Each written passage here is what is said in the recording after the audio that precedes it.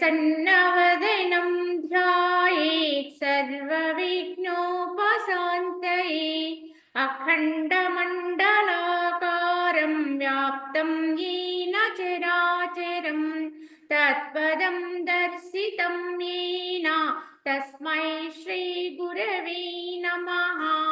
ॐ गुरुर्ब्रह्मा गुरुर्विष्णुः गुरुर्देवो महेश्वरः गुरु साक्षात् परं ब्रह्म तस्मै श्रीगुरवे नमः।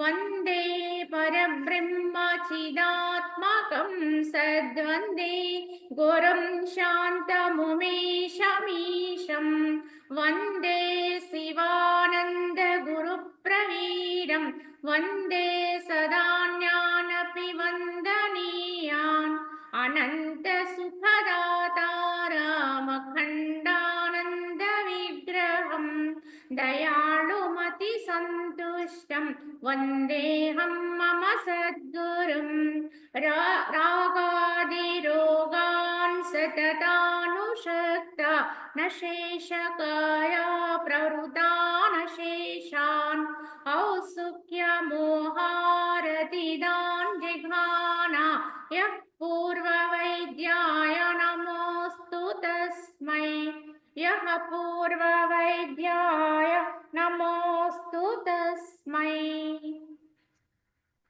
ఓం శ్రీరామచంద్ర పరబ్రహ్మణే నమః. శ్రీ వశిష్ఠ గీత ఉపశమ ప్రకరణము.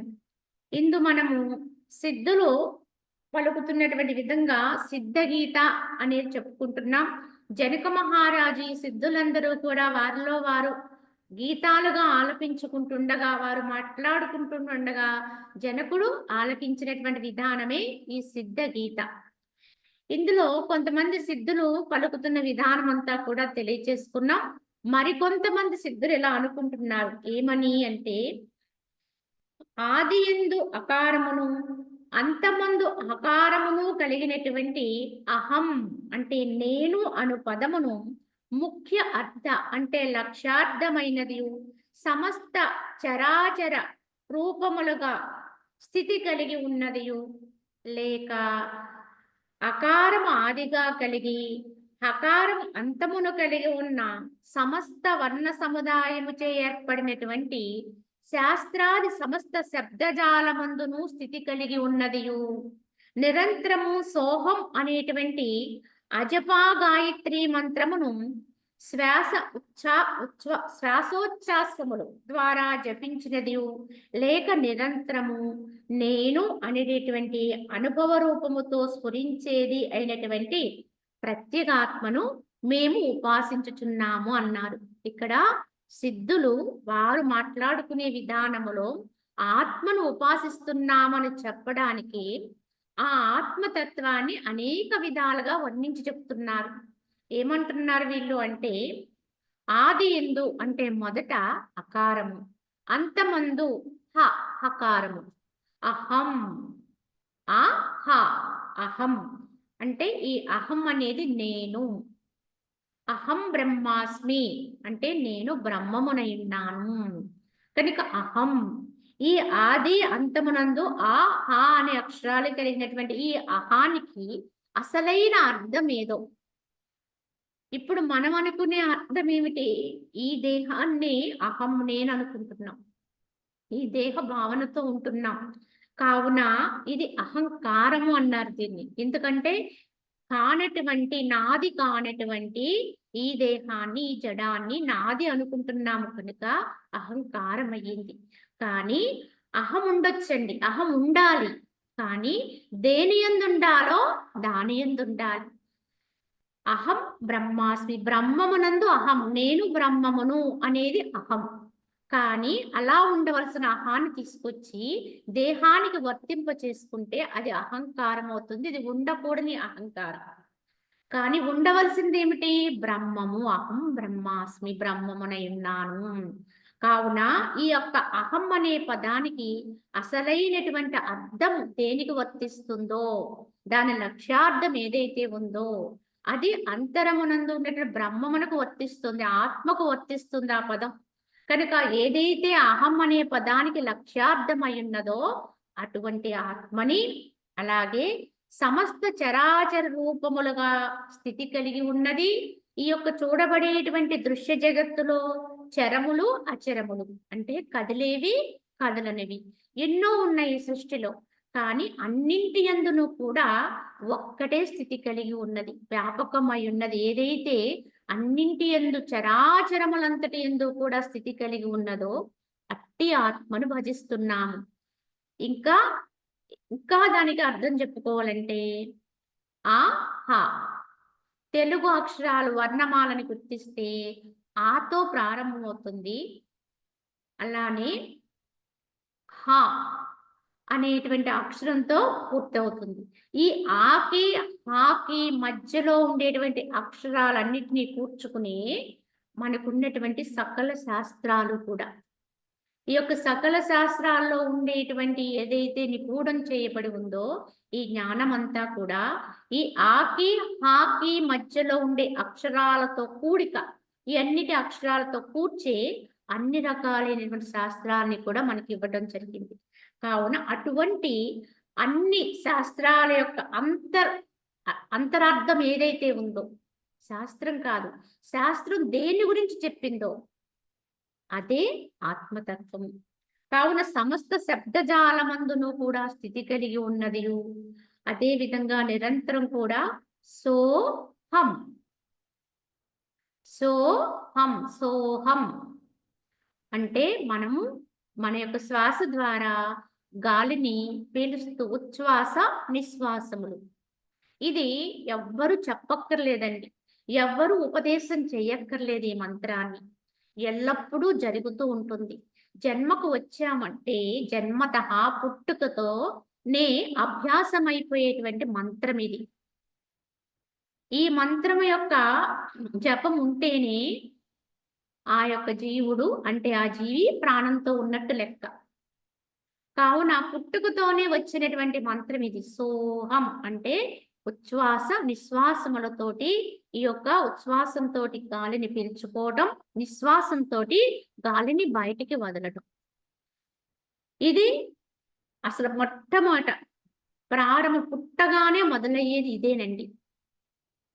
ఈ తదుపరి మిగతావన్నీ కూడా బిడ్డ జననానికి రాగానే ఏమి మొదలవుతుంది ముందంటే ఈ సోహం మంత్రమే మొదలవుతుంది. ఈ శ్వాస ఉచ్ఛ్వాస నిశ్వాసములు దాని వేగముల్లో తేడా ఉండొచ్చు, కానీ జరిగేది మాత్రం ప్రారంభములోనే పుట్టుకతోనే దానికి ప్రారంభం మొదలవుతుంది. అయితే దీన్నే అజపా గాయత్రి అంటే నిరంతరము జరిగేటువంటి మంత్రోపదేశం మంత్రం ఇది. కావున ఈ సోహం అనేటువంటి అజపా గాయత్రి మంత్రం, ఈ మంత్రం తర్వాత అన్ని మంత్రాలునండి. ఈ మంత్రం ఉంటేనే అన్ని మంత్రాలని కూడా ఏ మంత్రాన్నైనా మనము జపం చేయగలం, అధ్యయనం చేయగలం. కావున ఇది అజపా గాయత్రి మంత్రము. ఈ శ్వాస నిశ్వాసముల ద్వారా జపించేది. ఈ విధంగా ఏదైతే దేని వల్లైతే ఈ మంత్ర జపం జరుగుతుందో, ఏ శక్తి వల్లైతే ఈ దేహములో అంతరార్థములో అంతర్ముఖములో ఏదైతే ఆ శక్తి ఉందో ఆ శక్తి ఆత్మ. అటువంటి ఆత్మను భజిస్తున్నాము. లేక నిరంతరము నేను అనేటువంటి అనుభవ రూపముతో స్ఫురించేది. ప్రతిదీ కూడా మనం అనుకుంటూ ఉంటాం నేను నేను అని. ప్రతిదీ ఒక ఉనికి ఉందండి మనకి. నేను అనే ఒక ఉనికి ఉంది. ఆ ఉనికిని ఉద్దేశించే మనం ఏ పని చేసినా, ఏం మాట్లాడినా, ఏమి వర్తించినా అంతా కూడా ఆ ఉనికిని ఉద్దేశించి జరుగుతుంది. కానీ అసలైన ఆ ఉనికి ఎక్కడుందో, ఎక్కడి నుంచి మూలములో ఎక్కడి నుంచి ఇది పనిచేస్తుందో గ్రహించుకోకుండా మనము భ్రమతో ఉన్నాం కనుక, అజ్ఞానంతో ఉంటుంది కనుక, జీవత్వంతో ఉన్నాం కనుక ఆ నేనును తీసుకొచ్చి దేహానికి ఆపాదిస్తూ ఉంటాం. కానీ వాస్తవానికి ఈ దేహములో ఉండే అసలు నేను అనేది లోపల సత్యమై ఉన్నది. అదే అసలైన యథార్థమైన ఉనికికి మూలస్థానం. దాన్ని ఎవరైతే మరి లోపల ఉంది కనుక లోపల తమ మనసుతో మునుగుతారో వారికి మాత్రమే అది అనుభవానికి వస్తుంది. కావున ఆ నేనికి అసలైన అర్థం ఏదో ఆ నేనే ఆత్మ. ఈ నేనే కనుక నిన్ను నీవు తెలుసుకో అని ప్రబోధం చేస్తున్నారు మహాత్ములు. ఈ నిన్ను నీవు తెలుసుకో, నన్ను నేను తెలుసుకుంటాను అనే పదాల్లో ఏమిటి అసలు అర్థం? ఆ ఉన్న నేనేదో, అసలు సత్యం ఏదో అదే నేను. దాన్ని ఉద్దేశించి మిగతా అన్నీ జరుగుతాయి. నా శరీరము అంటున్నాము. నా శరీరము అంటే ఇంతకీ నేనెవరినండి? నా ఇల్లు. నా ఇల్లు అని చెప్తున్నామంటే ఇల్లు వేరండి. చెబుతున్నటువంటి నా అని చెబుతున్న వ్యక్తి వేరు. అలాగే నా దేహము అంటున్నామంటే నా దేహానికి ఏదో అయ్యింది, లేకపోతే ఏదో దీనికి చలి పెడుతుందని ఇంకోటని ఏదో చెప్తూ ఉంటాం. ఇంతకీ ఆ నేనెవరు? అది గమనించాలి. ఏ అవయవాన్నైనా సరే పలానా నా కన్ను, నా ముక్కు, నా చెవి ఇలా మనం చెప్తూ ఉంటాం. ఆ నా అనే ఆ నా ఎవరు? ఆ నేను ఎవరు? ఎక్కడి నుంచి పలుకుతున్నాం అనేది గమనించాలి. ఆ నేనే యథార్థమైన నేను. కానీ దాని యొక్క అంతరార్థం గ్రహించుకోకుండా ఆ నా అనే శబ్దాన్ని తీసుకొచ్చి కనిపించే రూపానికి వర్తింపజేస్తున్నాం. ఇదే అజ్ఞానం అండి. కనుక మూలములో ఉన్న తత్వము, చైతన్యము, శక్తి ఏదైతే ఉందో, పరమాత్మ యొక్క ఆత్మతత్వం ఏదైతే ఉందో అదే నేనండి. ఆ నేనుని తెలుసుకోగలిగితేనే భగవంతుని యొక్క అనుభవము. కావున ఆ సిద్ధులందరూ కూడా ఎంతో గూఢార్థముతోటి ఈ విధంగా వారిలో వారు పలుకుతున్నారు. ఒకరికొకరు విచారణ చేసుకుంటున్నారు. కనుక అన్నింటికీ మూలమైంది ఏదైతే ఉందో, ఈ యొక్క చరాచరములు పనిచేయటానికి ఆధారం ఏదైతే ఉందో, సోహం అనే మంత్రం ఎక్కడి నుంచి పుట్టిందో, ఎందుకంటే ఆ శక్తి ఉండబట్టే ఈ యొక్క ఉచ్ఛ్వాస నిశ్వాసాలు ప్రారంభమయ్యాయి. ఆ నేను ఏదైతే ఉందో ఆ నేనుని భజిస్తున్నాము అని చెప్పి ఆ సిద్ధులు పలుకుతున్నారు. అదే విధంగా ఇంకా కొంతమంది సిద్ధులు ఇలా చెప్తున్నారు ఏమని? తమ హృదయ గుహ్యందున్నటువంటి పరమేశ్వరుని వదిలి ఇతర దేవతలను ఎవరు ఆశ్రయించుదరో అట్టివారు తమ చేతియందున్న కౌస్తుభమణ్ణి పారవేచి ఇతర రత్నములను కోరువారే అవుదురు. అదే విధంగా మరికొంతమంది సిద్ధులు పలుకుతున్నారు. ఎందువల్ల అంటే యథార్థాన్ని తెలియచేయాలి కనుక. తమ హృదయ గుహయందున్నటువంటి ఈ యొక్క పరమేశ్వరుని వదిలి అసలైనటువంటి ఆ అనుభవాన్ని పొందకుండా కేవలము దేవతారాధన చేస్తూ ఉంటారు. ఇతర దేవతలను ఆశ్రయిస్తూ ఉంటారు. ఆయా దేవతల్లో వచ్చినటువంటి దేవతల వల్ల వచ్చిన ఫలాలన్నీ కూడా బయట నుంచే వచ్చాయనేటువంటి భ్రమతో ఉంటారు. యథార్థముగా మనకి ఏ దేవత నుంచి, ఏ దేవీ తత్వములోంచి, ఏ ఒక్క దేవత తత్వములోంచి మనకి ఏది వచ్చినా, ఇక్కడ దేవత అంటే మనం ఆరాధించేటువంటి సగుణారాధనలో చేసేటువంటి సకల రూపాలు వస్తాయి అన్నీ కూడా. కానీ అవన్నీ కూడా ఎలా మహిమను పొందాయి? భగవంతుడు ఎలా మహిమాన్వితుడవుతాడు? ఒక ఆలయములో ప్రతిష్ఠ చేసి భగవంతుని యొక్క రూపంతో నిలిపి అక్కడ ఎంతో శక్తిదాయకమైనది అని మనం ఎంతో దాన్ని ఉన్నతంగా పలుకుతూ ఉంటాం. ఇంతకీ ఆలయములో ప్రతిష్ఠ చేసిన భగవంతుడు ఎలా శక్తిమంతుడవుతాడు? కేవలం మంత్రోచ్చారణ వల్లే అక్కడ శక్తి వస్తుందా అంటే ఇక్కడ గమనించాలి. మంత్రోచ్చారణ అనేది బీజాక్షరాల సమూహం కనుక దానికి కొంత శక్తి ఉండడం అనేది యథార్థమే. కానీ వాటి యొక్క ప్రభావం చేత అక్కడికి ఒక ఆకర్షణ శక్తి అనేది ఏర్పడుతుంది. ఆలయాల్లో ప్రతిష్ఠ జరుగుతున్నప్పుడు చేసేటువంటి మంత్రోచ్చారణ ఏదైతే ఉందో అక్కడ ప్రతిష్ఠ చేసే సమయంలో వాడేటువంటి బీజాక్షరాలతో కూడినటువంటి యంత్రాల యొక్క స్థాపితం చేస్తూ ఉంటారు.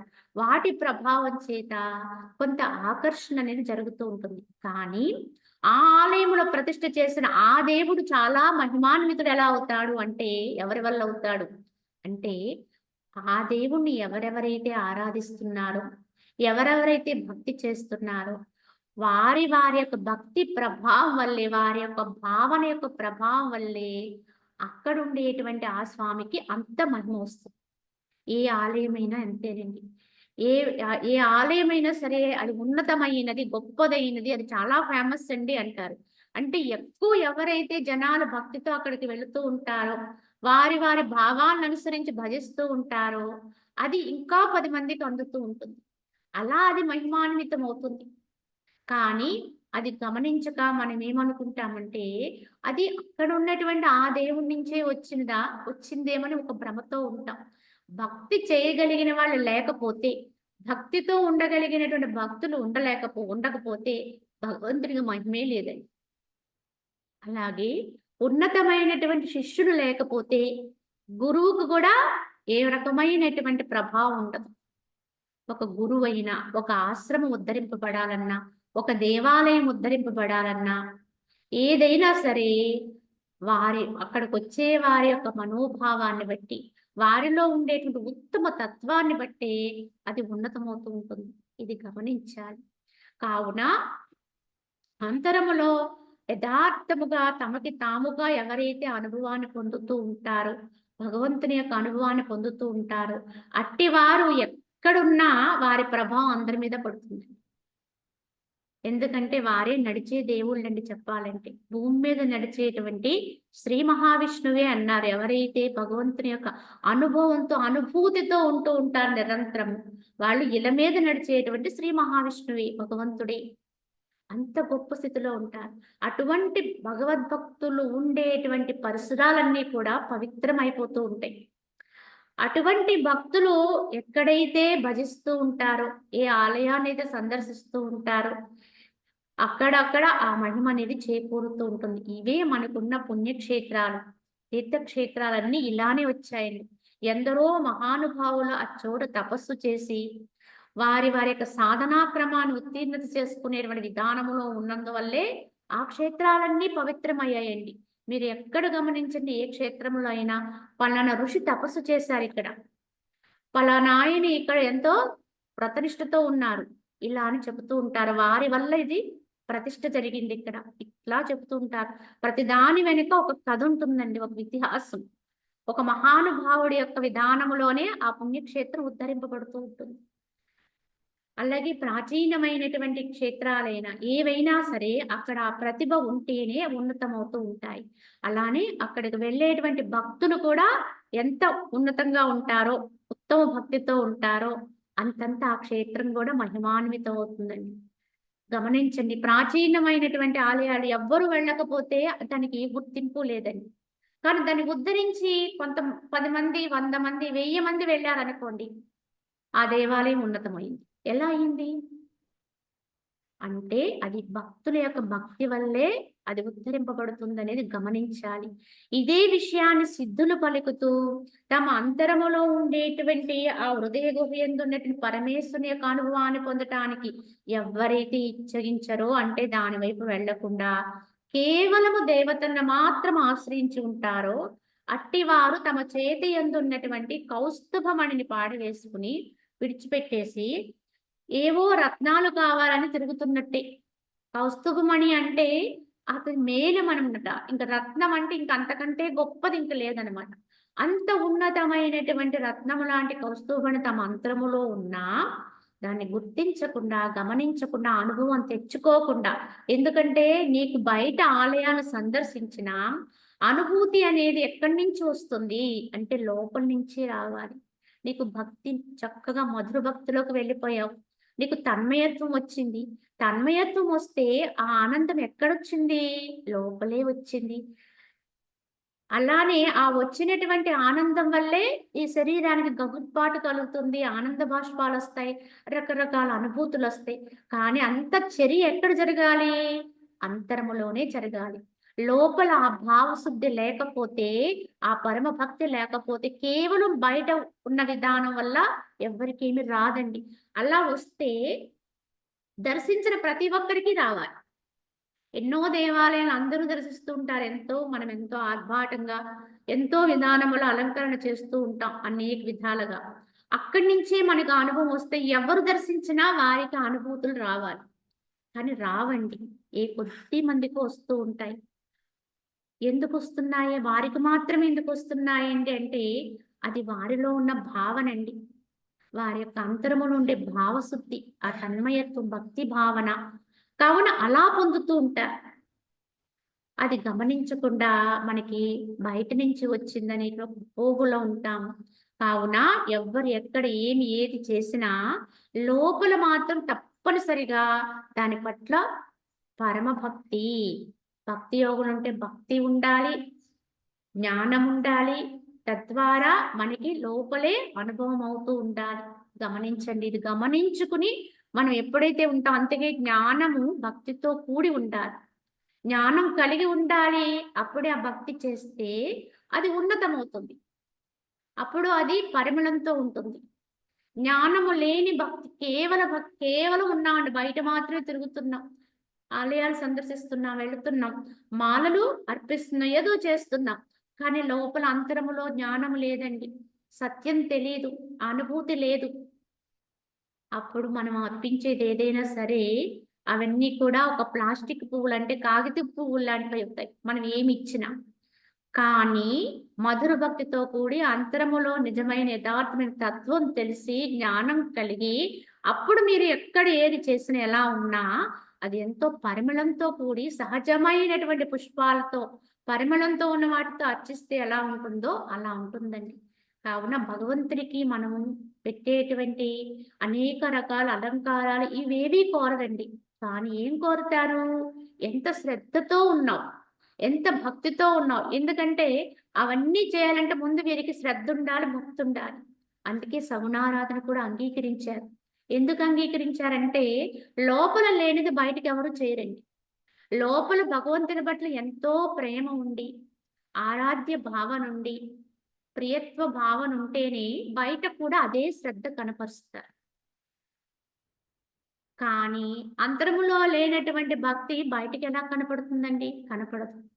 కావున సగుణారాధన కూడా ఎందుకు అంగీకరించారంటే వారి అంతరములో జ్ఞానంతో ఉన్నా లేకపోయినా భగవంతుని యందు ప్రేమ ఉంటుందండి. భగవంతుని యందు పరమ ప్రియత్వ భావన ఉంటుంది. అందుకు చేయగలుగుతారు. అందుకు ఆ ప్రేమతో నువ్వు ఏది చేసినా నువ్వు ప్రేమతో ఇస్తే స్వీకరిస్తానన్నారు.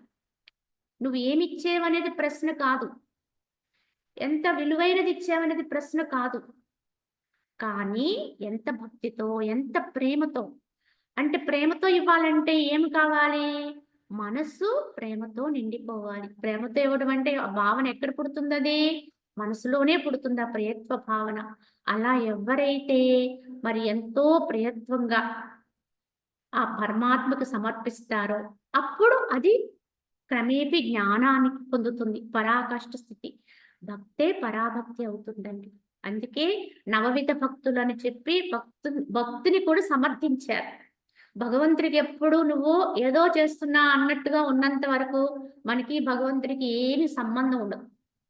అందుకే 9 రకాలుగా నువ్వు భగవంతుడిని అర్చించమన్నారు. ఏదో ఒక బంధుత్వం పెట్టుకో. సకుడువా, ప్రియుడువా, కుమారుడువా, తండ్రివా, తల్లివా, కుమార్తె, ఇలా దాసుడువా,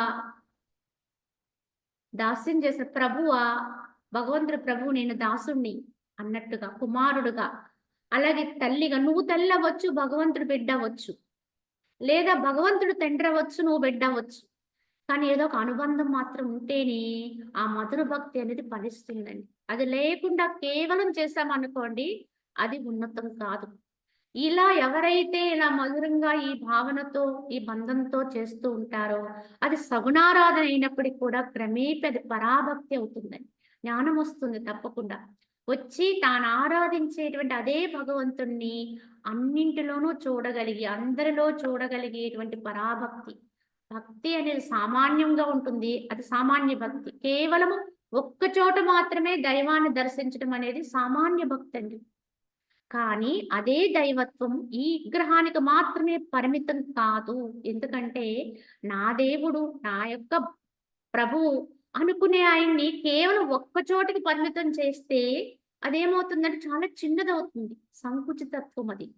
కానీ నా దేవుడే అంతా ఉన్నాడు, అన్నిటా ఉన్నాడు, అందరిలో ఉన్నాడు, సర్వము నిండిపోయి ఉన్నాడు అని అనంతం చేస్తే, విశాలం చేస్తే మనం నమ్మిన భగవంతుడికి మనమే ఎంతో ఉన్నతత్వాన్ని కల్పించిన వాళ్ళమవుతాం.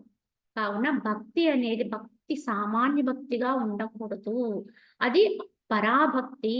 ఎప్పుడైతే అన్నిటిలోనూ కూడా భగవంతుని చూడగలిగే తత్వం వస్తుందో అప్పుడు ఆ భక్తుడికి జ్ఞానం వస్తుంది. తద్వారా మోక్షం వస్తుందండి. భక్తి వల్ల ముక్తి అంటే ఇలానే వస్తుంది. కేవల భక్తి వల్ల ఏమీ రాదండి. ఇది గమనించుకోవాలి. కావున సిద్ధులు ఇలాగ ఏమని చెబుతున్నారు? ఆ విధంగా తమలోనే ఉన్నటువంటి పరమాత్మ యొక్క తత్వాన్ని గ్రహించుకోకుండా కేవలం బయట వెతుకుతున్నారు అంటే కౌస్తుభమణి పాడవేసుకుని రాళ్ల కోసం వెతుకుతున్నట్టే, ఇతర రత్నాల కోసం వెతుకుతున్నట్టే అని సిద్ధులు చెబుతూ, ఇంకా మరికొందరు సిద్ధులు ఇలా పలుకుతున్నారు. ఏమని? సమస్త కోరికల్ని లెస్సగా పరిచయించినప్పుడే హృదయ గుహయందున్న ఈ ఆత్మ అనే ఫలము లభించుచున్నది. మరియు అట్టి ఆత్మ ప్రాప్తిచే ఆశలనేటువంటి విషపు తీగలు సమూలముగా ఛేదించి వేయబడుతున్నాయి అని చెప్పారు. ఇక్కడ 2 విషయాలు చెప్పారండి. ఈ సిద్ధులు పలుకుతున్నారు వారిలో వారు. ఏమని? అన్నింటి యందు సమస్త విషయాలే కాదు, దృశ్యాలే కాదు, ఏమైతే ఉందో జగత్తులో వాటన్నింటి యందు కూడా మనసుకుండేటువంటి ప్రేమ అంటే ప్రియత్వ భావన ఎవరైతే లెస్సగా తొలగించుకుంటారో వాడికి మాత్రమే భగవంతుని యొక్క అనుభవం. భగవంతుడు కావాలి అంటే అన్నింటినీ వదిలేయాలి. అన్నిటినీ వదిలేయటం అంటే అన్నింటి యందు మనసుకుండేటువంటి మోహాన్ని తెగనాడాలి. అవి సత్యమే అనే మనసుకుండేటువంటి నమ్మకాన్ని త్యజించాలి, విడిచిపెట్టాలి. అవి యథార్థం అనేటువంటి అపనమ్మకంతో ఉన్న ఇవన్నీ కూడా నమ్మి ఉంది ఇప్పుడు మనసు, కానీ దాన్ని సవరణ చేసుకోవాలి. కనుక అవేవి కూడా యథార్థం కాదు అనే సత్యాన్ని మనసుకి తెలియచేయగలిగితే వాటి పట్ల ఉండే మోహం అనేది అదే తుళ్ళిపోతుంది, రాలిపోతుంది. ఎప్పుడైతే భౌతిక విషయాల పట్ల మనసుకి పట్టింపులు అనేవి తగ్గిపోతాయో, మొత్తం హరించుకుపోతాయో, ఏదైనా ఒక్కటే అనే పరిస్థితి ఏర్పడుతుందో, ఎలా ఉన్నా ఒక్కటే అనేటి విధానం ఈ జీవితంలో ఎలా ఉన్నా జీవించగలిగే ఆనందంగా ఉండగలిగేటువంటి విధానం ఏర్పడుతుందో అట్టి వారికి భగవద్ దర్శనం అంటే పరమాత్మ యొక్క అనుభూతి. ఈ ఈ ఈ విధమైన త్యాగం లేకుండా భగవంతుడు దొరకలేదు అంటే ఎప్పటికీ దొరకలేదు. పరమాత్మ అనుభవం అనేది సాధ్యం కాదు. సరే, మరి ఇంతకీ అవన్నీ పోవాలంటే ఏం కావాలండి? అవన్నీ మొత్తం లేకుండా అయిపోవాలంటే ఏమవ్వాలి అంటే పరమాత్మ యొక్క అనుభూతి అయ్యే వరకు వాటిని గురించిన వాసనలు ఎక్కడెక్కడో ఉంటూనే ఉంటాయి. కొద్ది కొద్ది లోపల నువ్వెంత తెగనాడినా, నువ్వెంత విడిచిపెట్టినా ఎక్కడో వాటి పట్ల రాగం అనేది ఉంటుందండి. బంధువుల పట్ల, నా అనే వాళ్ళ పట్ల, నావై అనుకునే వాటి పట్ల కొద్దిలో కొద్దైనా ఎంత తెగనాడిన వారికైనా ఇంత మిగులుతూ ఉంటుంది. కానీ ఎప్పుడండి మొత్తం పోయేది అంటే యథార్థంగా వారికి ఆత్మానుభవం అయినప్పుడు అన్నీ పోతాయండి. అప్పటి వరకు ఉంటాయి.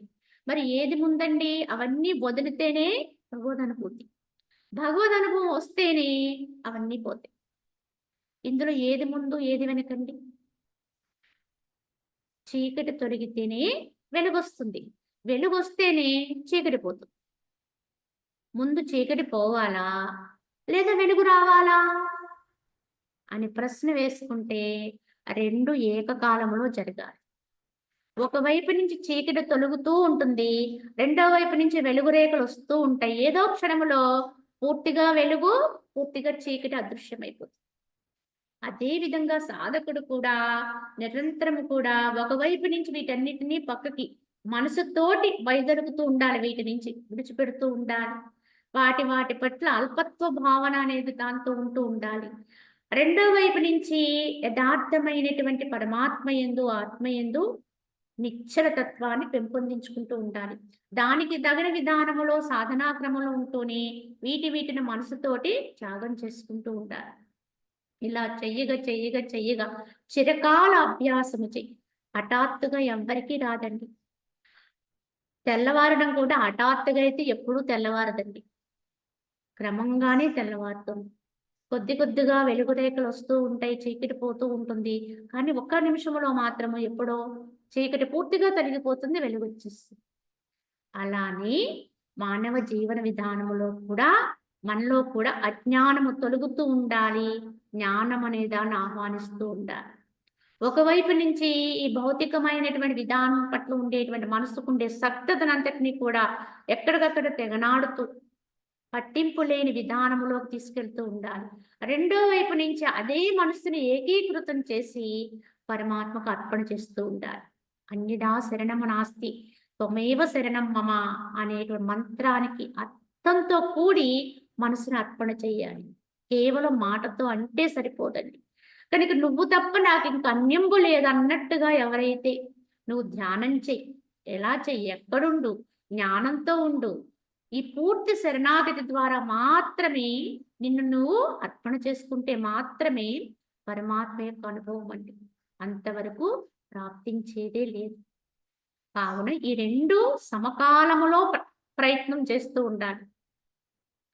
వదిలేస్తూ త్యాగం చేస్తూ ఉండాలి, ఆశ్రయిస్తూ ఉండాలి, విడిచిపెడుతూ ఉండాలి, పట్టుకుంటూ ఉండాలి. రెండు గట్టులున్నాయండి.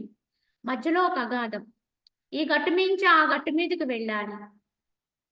అప్పుడు నువ్వేం చేస్తావు? ముందు ఈ గట్టు మీద ఉన్న కాలు ముందు వదిలేస్తావా? రెండు వదిలేస్తావా? లేకపోతే అవతలి గట్టు మీద ముందుగా రెండు కాళ్ళు పెడతావా? అంటే పెట్టవు. యువతలి గట్టు మీద ఒక కాలు పెట్టిన తర్వాతే అవతలి గట్టుకు మరొక కాలు చేర్చి క్రమంగా రెండవ కాలు ఎత్తి దాని మీద పెడతాం. ఇదే మాయా అనేటువంటి అగాధం. దీన్ని దాటవాలి అంటే జ్ఞానం అనే అటువంటి విధానంలోకి వెళ్ళాలంటే అజ్ఞానం అనే గట్టు మించి జ్ఞానం అనేటువంటి గట్టు మీదకి మనల్ని మనం మార్పు చేసుకోవాలి. ఇదే బ్రహ్మీ ముహూర్త సమయం. తెల్లవారుతుంది అని చెబితే మనం అంటాం తెల్లవారుజాను 3 గంటలు అయింది అంటే ఇది బ్రహ్మీ ముహూర్త సమయం అండి, ఈ సమయంలో సాధన చేసుకుంటే మంచిదని మన పెద్దలు చెప్పారని మనం ఆ సమయంలో చేసే ప్రయత్నం చేస్తాం. కానీ వాస్తవానికి అదంతా కూడా బయట కాలమానములో ఉండేటువంటి ఒక ప్రశాంతత. ఆ సమయం తెల్లవారుజామున ప్రశాంతత ఉంటుంది, మంచిదే సాధన చేస్తే. కానీ కేవలం బయట వచ్చే బ్రహ్మీ ముహూర్తం ఒక్కటే సరిపోతుంది. యథార్థంగా ప్రతి ఒక్కరి జీవితంలో కూడా ఏదో ఒక రోజున ఒక బ్రహ్మీ ముహూర్త సమయం వస్తుంది, రావాలి. అంటే ఏమిటి? తెల్లవారే సమయం అంటే అజ్ఞానము తొలగిపోయి జ్ఞానం కలిగే సమయమే బ్రహ్మీ ముహూర్త సమయం, మార్పు వచ్చే సమయం. అప్పుడే వాడు పరివర్తన చెందుతాడు. ఈ మార్పు అనేది రావాలి, అప్పుడే వాడు దేన్నైనా అందుకోగలుగుతాడని చెప్పి ఆ సిద్ధులందరూ కూడా ఈ విధంగా వారిలో వారు మాట్లాడుకుంటున్నారు. అదే విధంగా ఇంకా కొంతమంది ఏమని మాట్లాడుతున్నారు సిద్ధులు అంటే, పదార్థమందలి అత్యంత నీరసత్వం అంటే సారహీనత్వం ఎరింగిన ఏ దుర్బుద్ధి మరల వాని ఎందు ఆశ కలిగి ఉండనో అట్టివాడు మనుజుడు కాదు, గార్ధమే అగును, గాడిదవుతాడని చెప్పారు. ఏమంటున్నారు? పదార్థములందు నీరసత్వం తెలుసుకుని కూడా అవన్నీ సారవిహీనము, వాటిల్లో ఎక్కడా కూడా పసలేదు, కనిపిస్తాయి కానీ ఉండవు, ఉన్నట్టుగా అనిపిస్తాయి కానీ నశించిపోతాయి. ఇవాళ నాది అనుకుంటాం కానీ రేపొద్దున్న అది ఎవరిదో తెలియదు. ఇలా ఉందండి జగత్తు తీరు. ఇవాళ ప్రాణంతో ఉన్నాం కానీ రేపు ఉంటామో ఉండామో తెలియదు. ఎప్పుడు రాలిపోతుందో తెలియదు వాన చినుకు అన్నట్టుగా ఉంది జీవిత విధానం. ఇదంతా గుర్తెరింగి కూడా అసలు తెలియని వాళ్ళు పక్కన పెట్టేయండి. ఎందుకంటే అసలు ఎప్పుడూ కూడా అసలు కొద్దిసేపు కూడా మనస్సుని ఆ విధమైన విచారణలో ఉంచని వారిని మనం ఏమి మార్చలేం. కానీ విచారణాపరులే కొంతలో కొంత సారం తెలిసి ఈ పదార్థాల పట్ల నీరసత్వం గ్రహించుకుని కూడా ఎరింగి కూడా మరల వానినే ఆశ్రయిస్తూ ఉంటాడు. ఇవి కాదు అని తెలుసుకుని కూడా మళ్ళీ వాటినే పట్టుకుంటాడు. ఇది వద్దు, ఇది వలదు అని తెలిసి కూడా వాటినే ఆశిస్తూ ఉంటాడు. వాటిని పొందాలనేటువంటి యావలోనే ఉంటాడు. విట్టి వారిని మనుషులంటానికి కూడా లేదు, గార్ధవాలు అనేసాడు ఈ సిద్ధులు. కనుక ఆ విధమైన జీవన విధానము కలిగి, ఎందుకంటే ఎందుకు గార్ధవంతో పోల్చారు అనేది ప్రశ్నించుకుంటే, గాడిద బరువు అని ఒక పదం ఉందండి. గాడిద దానికి బరువు అనేది తెలియదటండి. ఎంత బరువుని ఎత్తినా ఇంకా కొంత వేస్తే బాగుండు అనుకుంటుందట. ఆ రకమైన తత్వం గాడిదకి ఉంది కనుకే పూర్వకాలంలో చాకలి వాళ్ళు రజకులు వాళ్ళు ఏం చేసేవారు? గాడిదను పెంచుకుని ఈ గాడిద అనే దాన్ని తమతో ఉంచుకుంటూ తాము తీసుకెళ్ళవలసిన బరువునంతటినీ కూడా ఈ గాడిద మీద పెట్టేవారు. అది దాని మీద పట్టవు కనుక ఇవన్నీ ఒక మంచం, ఒక నులక మంచం లాంటి దాన్ని దాని మీద బోర్లించి తిరగవేసి దాని మీద తాము ఎత్తుకెళ్ళవలసినటువంటి అన్ని మూటలను అందు మీద పెట్టి దాన్ని రేవుకు తీసుకెళ్లేవారు. ఇది చాలా కాలం జరిగిందండి ఇంతకు ముందు. ఎందుకంటే అంత కింద ఉన్నటువంటి గాడిద చాలా సన్నగా చిన్నగా ఉంటుంది. పైన వేసిన బరువు చాలా ఎక్కువ ఉంటుంది. కానీ ఇంక వేరే జంతువు అయితే మొయ్యదండి. ఆ గాడిదే మోస్తుందండి. అందుకే చాకలివాడు గాడిదని పెంచేవాడు. మోస్తుంది కనుక దానికి ఎంత బరువేసినా అది అలా సహిస్తుంది. అదే విధంగా ఈ యొక్క జగత్తులో కూడా మానవుడి యొక్క పరిస్థితి కూడా తెలిసి కూడా నేను మొయ్యలేను, భరించలేనని గ్రహించి కూడా ఇంకా మోత కావాలని కోరుకుంటున్నాం. ఇంకా ఇదే కావాలని వాంఛలతో ఉంటున్నాం. ఈ విధంగా ఉండడం వల్లే గాడిద బరువు అని దానికి పేరొచ్చింది. ఇటువంటి విధానంలో ఉంటే దాన్ని గాడిదతో పోల్చడానికి కూడా కారణం అది. ఈ విధంగా వారందరూ పలుకుతూ ఉంటే మరికొందరు సిద్ధులు ఇలా పలుకుతున్నారు. ఇంద్రుడు వజ్రాయుధముచే పర్వతమును ఛేదించినట్లుగా ఇంద్రియములనే సర్పములు పైకి లేచినప్పుడల్లా వివేకమనేటువంటి కర్రచే వాణ్ణి మరల మరల చితక కొట్టవలను అన్నాడు.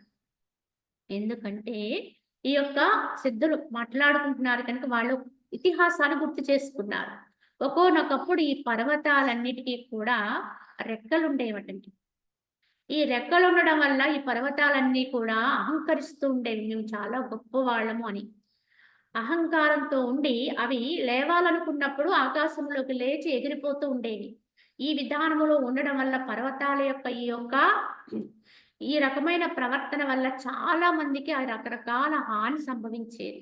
జీవులన్నీ కూడా రకరకాల పరితాపనలు పడిపోతూ ఉండేవి. ఇలా ప్రకృతినంతా కూడా అల్లకల్లోలం చేసేస్తూ ఉన్నాయి ఈ పర్వతాలు.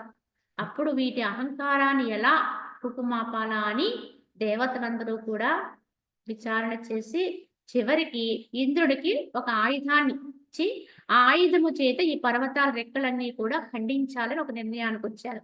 అదే వజ్రాయుధం అండి. కావున ఇంద్రుడు ఏం చేశాడు? పర్వతం పైకి లేచినప్పుడల్లా వాటి రెక్కలు ఖండించడం మొదలుపెట్టాడు. ఎప్పుడైతే పర్వతాలు ఇలా పైకి లేస్తూ ఉన్నాయో వెంటనే రెక్కలు ఖండిస్తూ వచ్చారు. ఎప్పుడైతే రెక్కలు ఖండించబడ్డాయో పర్వతాలు అక్కడే కూలిపోయాయండి. ఇప్పుడు అవన్నీ కూడా అలాగ తాపడం అయిపోయినాయి అంటే కారణం ఏంటి? ఎక్కడున్నవి అక్కడే అంటే వాటికి రెక్కలు లేక అవి ఎగిరే సామర్థ్యాన్ని కోల్పోయినాయి. ఇంద్రుడు రెక్కలు ఖండించడం వల్ల అని మనకి చరిత్రలో ఒక ఇతిహాసంగా చెబుతారు. పురాణ కథల్లో ఉంది ఇది. మరి సాధకుడు ఏం చేయాలండి? ఎలా అయితే ఇంద్రుడు ఆ యొక్క పర్వతాల రెక్కల్ని ఎప్పుడు పైకి లేస్తే అప్పుడు ఖండించాడో అదే విధముగా మానవుడు కూడా, సాధకుడు కూడా ఈ ఇంద్రియాలనేవి ఎప్పుడైతే ఆశలతోటి, కోరికలతోటి లేస్తూ ఉంటాయో పైకి అప్పుడు వెంటనే వివేకం అనేటువంటి ఆయుధాన్ని చేకొని అక్కడ వజ్రాయుధంతో ఖండించాడు కదా, ఇక్కడ మనకి కావాల్సింది వివేకం, విచక్షణ. ఇందువల్ల ఉపయోగం ఏముంది? దీనివల్ల కలిగేటువంటి విధానం ఏమిటి? దీనివల్ల మనకి ఆత్మోద్ధరణ జరుగుతుందా అనేది గుర్తించి, గమనించి ఎప్పుడెప్పుడు అవి ఏమేమి కోరికలతో పైకి లేస్తూ ఉంటాయో, ఏమేమి అవి ఆశపడుతూ ఉంటాయో అప్పుడప్పుడు వాటిని హరింపచేయమని చెప్పారు. ఖండించాలి. ఎలా అయితే ఆ రెక్కల్ని ఖండించారో అలాగే ఇంద్రియాల యొక్క ఆశల్ని ఖండించాలి, చితక కొట్టాలి అని చెప్పి ఆ సిద్ధులందరూ పలుకుతూ మరికొందరు మాట్లాడుతూ బాహ్య అభ్యంతర ఇంద్రియ వ్యాపార ఉపశమము ద్వారా ఆత్మసుఖమును సంపాదన చెయ్యాలి. సంపాదన ఇదే యథార్థమైన సంపాదన, ఇదే సంపద. మరి ఈ ఆత్మసుఖమే బ్రహ్మానందం అన్నారు. దీనికి మించిన ఆనందము బయట మనకి ఏ ఒక్క వస్తువుల వల్ల కానీ, విషయాల వల్ల కానీ, వ్యక్తుల వల్ల కానీ రావండి. ఒకవేళ వచ్చాయని అపోహ పడినా అవి ఏవి శాశ్వతం కాదు, నిలిచేవి కావు.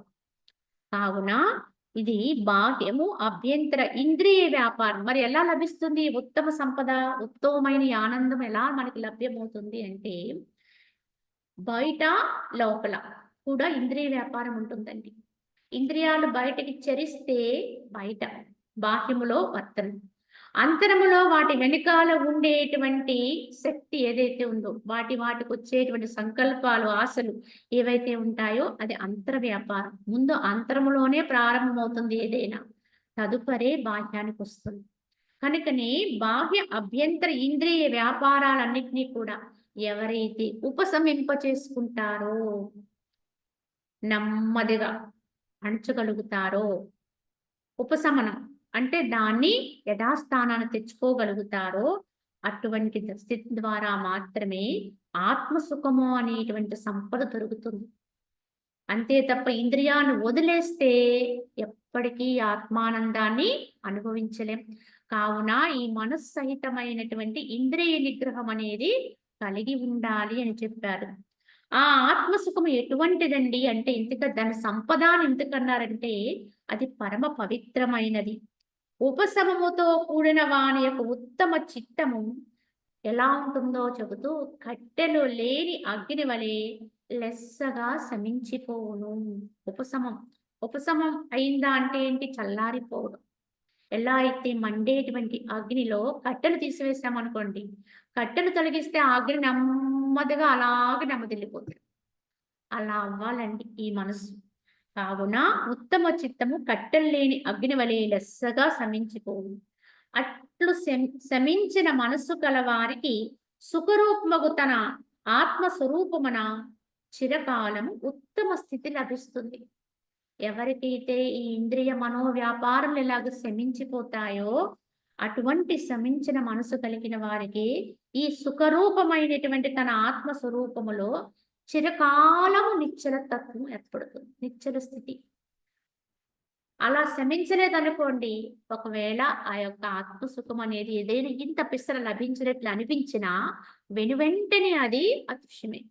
ఎందుకంటే అది స్థిరపడలేదు కనుక, స్థిరం చేసుకోలేదు కనుక. ఇంకా మన మనసుకి ఇంద్రియాలకి బయటే చూపు ఉంటుంది. కావున ఇక్కడ భగవంతుడు మనకి భగవద్ అనుగ్రహంగా ఇంత సుఖం లభించిన, ఇంత ఆత్మానుభూతి కలిగినా దాన్ని మనం నిలుపుకోలేం. ఎందుకంటే అటువైపు పరుగులు పెడుతుంటాం కనుక. కానీ ఎవరైతే ఈ ఇంద్రియాన్ని మనస్సుని ఉపశమింప చేసుకుంటారో వారికి మాత్రమే ఈ ఆత్మస్థితిని చిరకాలము అది నిశ్చలమవుతూ ఉంటుంది చెప్పడం జరిగింది. ఈ విధంగా ఎంతో మంది సిద్ధులందరూ కలిసి గీతాలాపన చేసుకుంటూ ఆ వనములో వాళ్ళు ఈ ఆత్మతత్వం గురించి మాట్లాడుకుంటూ వింటూ ఉన్నాడు జనక మహారాజు ఆ పొదల వెనక నుంచి. ఆ విన్నటువంటి జనకుడు ఏమనుకుంటున్నాడు? ఇప్పుడు జనక వితర్కము అనే దాని ద్వారా తెలియజేస్తారు. ఈ జనకుడు ఏమనుకుంటున్నాడు అంటే, వశిష్ఠుల వారు చెప్తున్నారు ఏమని, ఓ రామచంద్ర, ఇట్లు సిద్ధులు పాడినటువంటి గీతములను విన్నటువంటి జనక మహారాజు రణశబ్దమును విన్నటువంటి భీరువలే శీఘ్రముగా విషాదమును పొందిన వారందరూ కూడా ఆలాపన చేశారు. ఇవన్నీ గీతాల కింద పాడుకున్నారు వాళ్ళన్నీ. అవన్నీ విన్నటువంటి జనక మహారాజుకు వెంటనే ఏమొచ్చింది అంటే, ఆ యొక్క భయంకరమైన యుద్ధ రణభేరులు వింటే ఎలా అయితే భీరువు అంటే భయంతో ఉండేవాడికి ఎలాంటి భావన వస్తుందో అలాంటి భావన వచ్చింది. యథార్థంగా కూడా ఈ యొక్క ఆధ్యాత్మికమైనటువంటి ఈ యొక్క సంపద ఏదైతే ఉందో, ఇటువంటి స్థితులు ఏవైతే ఉన్నాయో వాటిని విన్నటువంటి సామాన్యుడి మనసులో కూడా ఈ స్థితి ఏర్పడాలి. ఎందుకంటే మనము దానికి అన్యంగా ఉంటాం, ఇప్పుడు వ్యతిరేక దిశలో ఉంటాం. కానీ మనం వెళ్ళే దిశే సరిది కాదు అని ఇక్కడ చెప్పబడుతూ ఉంటుంది. నువ్వు చేసే ప్రయాణమే యథార్థం కాదు, నువ్వు ఉన్నటువంటి విధానమే సరికాదు అని. అప్పుడు తప్పకుండా భయం వేస్తుంది, నేను ఎక్కడున్నాను అని ప్రశ్న వస్తుంది. ఇది మనకి కాదండి, జనకుడంతటి వాడికి కలిగింది ఆ సిద్ధులు చెప్పుకున్నటువంటి మాటలు విని. ఇంకా ఎలా ఉంది ఆయన పరిస్థితి అంటే, తీరస్థ వృక్షములను అనుగమించుచు నదీ ప్రవాహం సముద్రమునకు జననట్లు ఆ రాజప్పుడు తన పరివారముతో కూడి స్వగృహానికి వెళ్ళిపోయాడు. ఇవన్నీ లోపల తర్కం చేసుకుంటూ భయపడి చివరికి తన స్వగృహానికి వెళ్ళిపోయాడు. అయితే అటకేగిన వాడే ఎగురుచున్న పక్షుల రెక్కల వలె అతి చంచలమైనటువంటి విచిత్ర ప్రాపంచిక గతులను అవలోకించి మిక్కిలి వ్యాకుల చిత్తుడే అతడు ఈ ప్రకారముగా తనలో తానే విలపిస్తూ విచారణ చేసుకుంటున్నాడు. అయ్యో, నేను ఎక్కడున్నాను, సిద్ధులు ఇలా పలికారు కదా అని ఆ మాటలన్నింటినీ స్మరణకు తెచ్చుకొని మళ్ళీ విచారణ చేసుకుంటున్నాడు. ఈ ప్రాపంచిక గతులన్నిటినీ కూడా అవలోకించేలా అనుకుంటున్నాడు. ఆహా! ఎట్టి విషాదకరమైన విషయము! జన్మ, జరా, మృత్యు భయాదులచే మిగుల కష్టప్రదమైనటువంటి చెంచల జీవదశలందు రాతిపై రాతి వలె బలాత్కారముగా నేను దొల్లుచున్నానే. అసలు జనకుడంటేనే పరమజ్ఞానని చెబుతాం. కానీ ఆయనే తనలో ఇలా తర్కం చేసుకుంటున్నాడు. ఏమని? అయ్యో! ఎంత విషాదకరమైన విషయం ఇది. ఈ యొక్క జన్మ, జరం, మృత్యువు అంటే అనేక రోగాలు, మృత్యువు, భయము ఇత్యాది చేత మిక్కిలి కష్టప్రదమైనటువంటి ఈ జన్మ. ఎందుకంటే జన్మకొచ్చామంటే అనుభవించే ఇవేనని. ప్రతి ఒక్కళ్ళము కూడా ఇవి చవిచూస్తున్నవే. కావున జన్మకొచ్చినప్పుడు ఒక దుఃఖం ఉంటుంది. పెరిగి పెద్దదవుతున్నప్పుడు ఎన్నో దుఃఖాలుంటాయి. మొయ్యలేని బరువులు మోస్తూ ఉంటాము. పడరాని పాటలు పడుతూ ఉంటాము. అలాగే అనారోగ్యాలు అనుభవిస్తూ ఉంటాము. చివరికి మృత్యు అనే దాని నుంచి ఎవ్వరూ తప్పించుకోలేము. అలాగే ఈ జీవన వ్యవస్థల్లో ఎన్నో రకాల భయానక పరిస్థితులుంటాయి. ఇవన్నీ కలిగినటువంటి మిక్కిలి కష్టప్రదమైనటువంటి చెంచల జీవదశలందు. ఎందుకంటే ఈ జీవదశలు ఈ జన్మకొచ్చాక ఎక్కడా కూడా నిలవదండి. కాలగమనం జరుగుతూనే ఉంటుంది. క్రమంగా మార్పులనేవి జరిగిపోతూనే ఉంటాయి. పుట్టినవాడు పుట్టినట్టే, పెరిగినవాడు పెరిగినట్టే, చక్కగా మంచి అవస్థలో ఉన్నప్పుడు వాడు అలాగే నిలిచిపోతే విచారించాల్సినటువంటి అవసరమే లేదు. కానీ ఏ అవస్థ ఆగదండి. దొర్లిపోతూ ఉంటుంది. చివరికి వినాశనం వైపే దొర్లిపోతుంది అంతా కూడా. కావున చెంచల జీవదశలందు రాతి మీద రాతి వలె బలాత్కారముగా నేను దొల్లుచున్నానే. ఒక రాయి మీద పడిన ఇంకో రాయిలాగా ఈ యొక్క జీవనగతులను పట్టుకుని వీటిల్లోనే దొల్లుతున్నానే. అయ్యో! ఎంతటి దుర్దశ అని జనకుడు అనుకుంటూ అనంతమైన కాలం యొక్క ఒకోనొక అంశమున నా ఈ జీవితం కలదు. ఉందా లేదా అనటానికి కూడా చెప్పలేనంత చాలా అతి స్వల్ప కాలం, అనంత కాలములో నీ జన్మకాలం ఎంతయ్యా అంటే చెప్పడానికి లేదండి. ఇంత అని చెప్పడానికి, గుర్తు పెట్టడానికి కనీసం ఒక డాట్ ఇదిగో ఇక్కడ అంటానికి కూడా లేదట.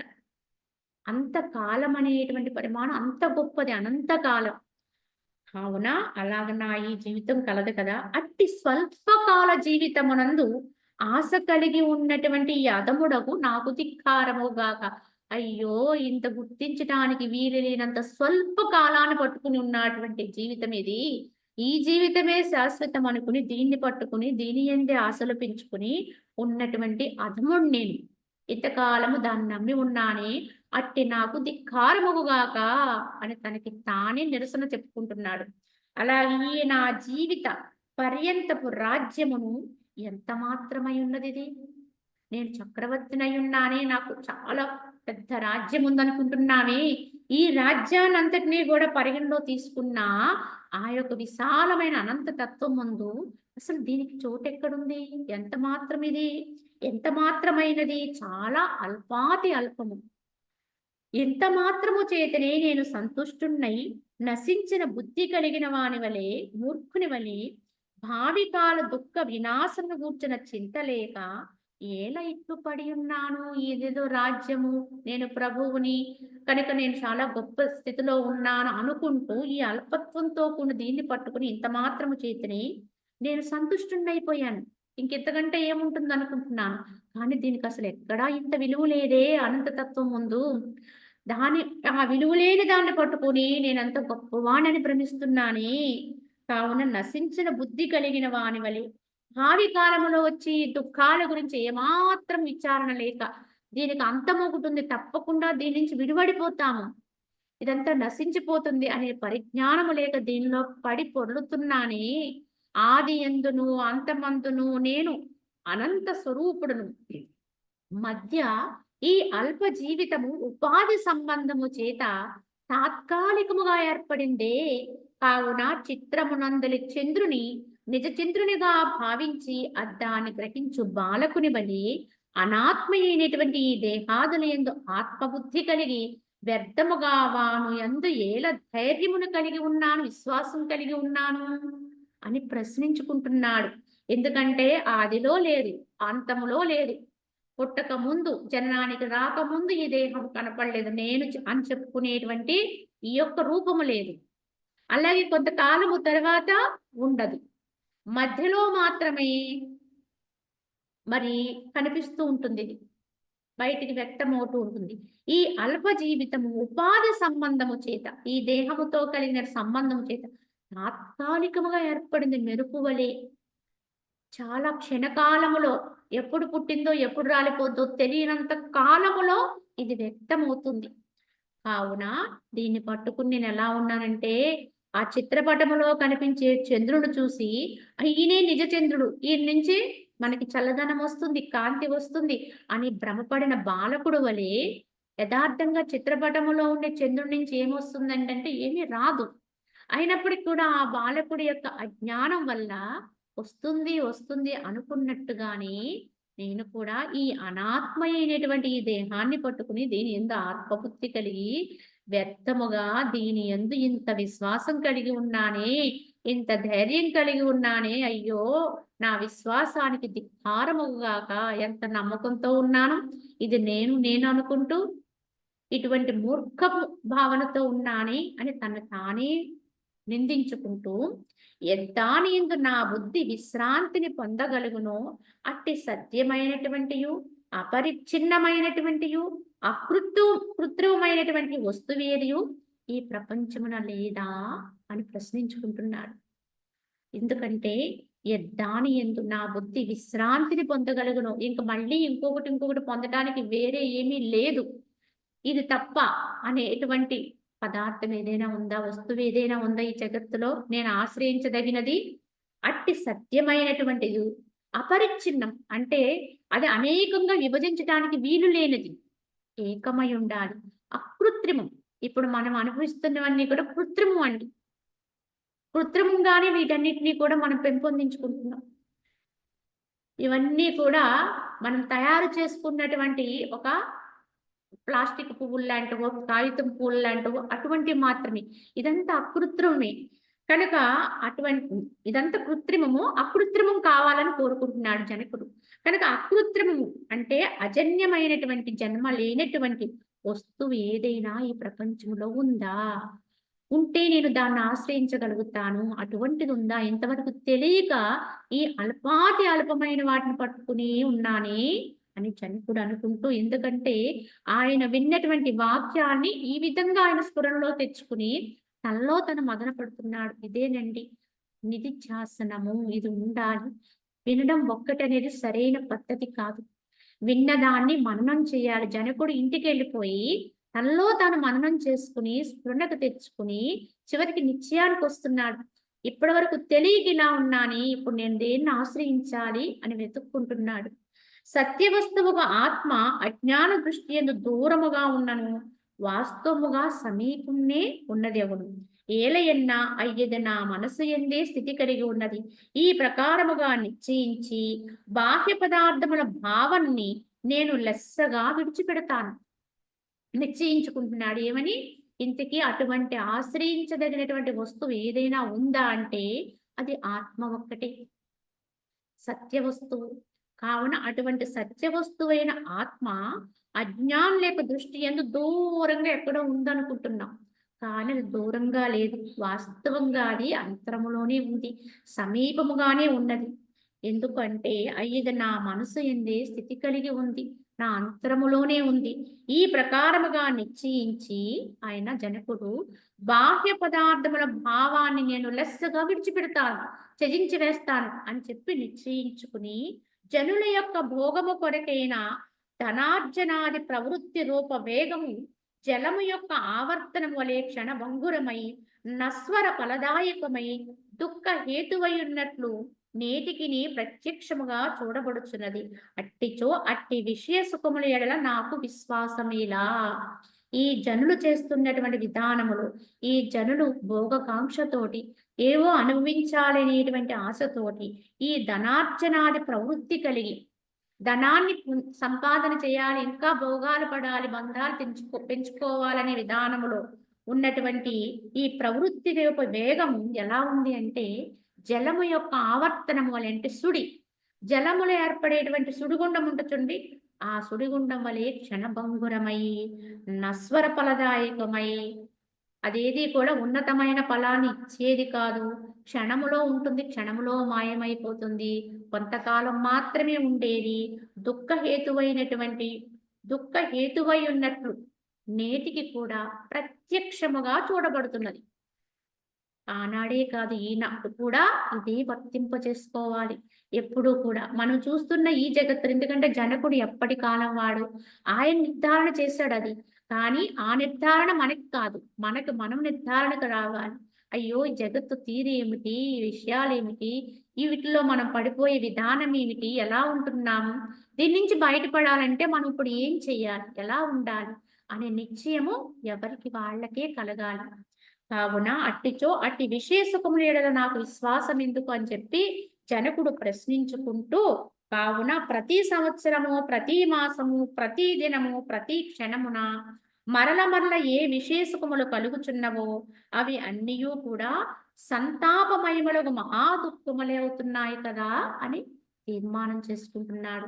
అయ్యో! ఇక్కడ మేమేదో అనుభవించేస్తున్నాం, పొందేస్తున్నాం అనుకుంటున్నామే, అవన్నీ కూడా ప్రతి సంవత్సరం, ప్రతి మాసము, ప్రతి దినము, ప్రతి క్షణము మరల మరల ఏ విషయ సుఖములైతే కలుగుచున్నాయో, ఎందుకంటే మనమందరము అనుభవించేది కూడా ఇదేనండి. ఎందుకంటే అనుభవించిందే మరలా అనుభవిస్తున్నాం. పొందిన దాన్నే మరలా పొందాలని కోరుకుంటున్నాం. ఒక్కసారి అనుభవించి ఉదయకాలములో మన ప్రయత్నం చూడండి, ఆహారం తయారు చేసుకుంటాం. ఆహారం తయారు చేసుకోవడానికి ఎన్నో రకాల చర్యలు చేసి మధురంగా దాన్ని తయారు చేసుకొని భక్షిస్తాం.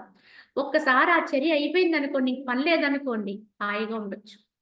కానీ ఇప్పటికి మాత్రమే తాత్కాలికం. మరలా కొన్ని గంటలయ్యేటటికి మళ్ళీ మొదలైపోయిందండి చర్య. మళ్ళీ దాని కొరకే. మళ్ళీ ఇంకా ఏవో రుచులు కోరతాం. దాని సముపార్జన చేస్తాం. వాటి కోసమే ప్రయత్నాలు. ఇలా కాలాన్నంతటిని కూడా ఖర్చు పెడుతూ ఉంటాం.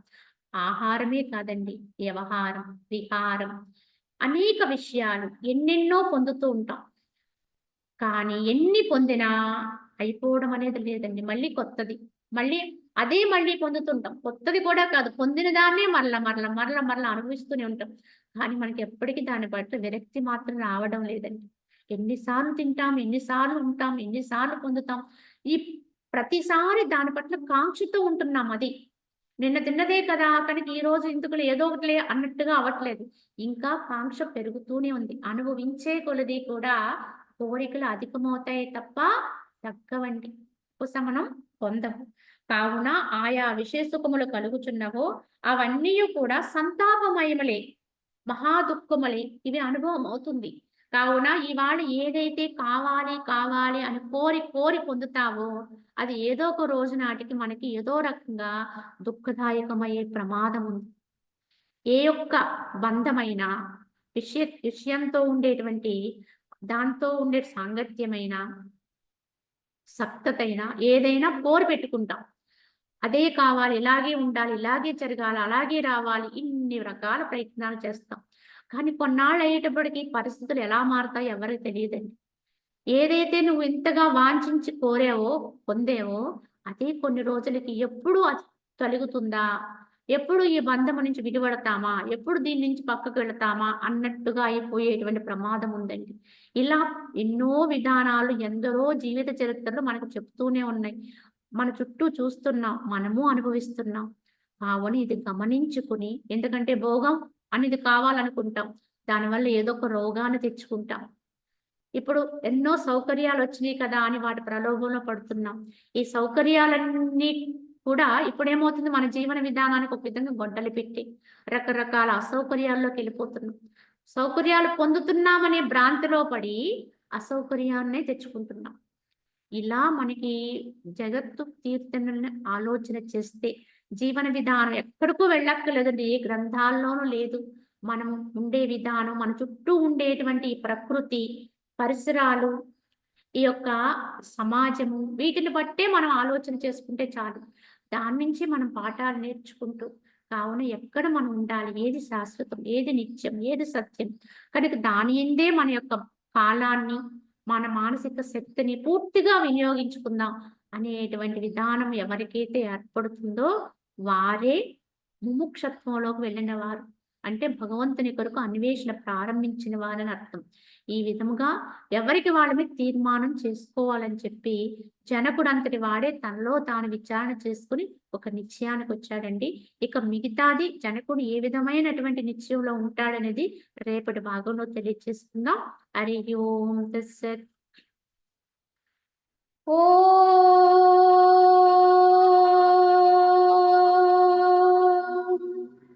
असतो मा सद्गमय तमसो ज्योतिर्गमय मृत्योर्मा अमृतं गमय। ॐ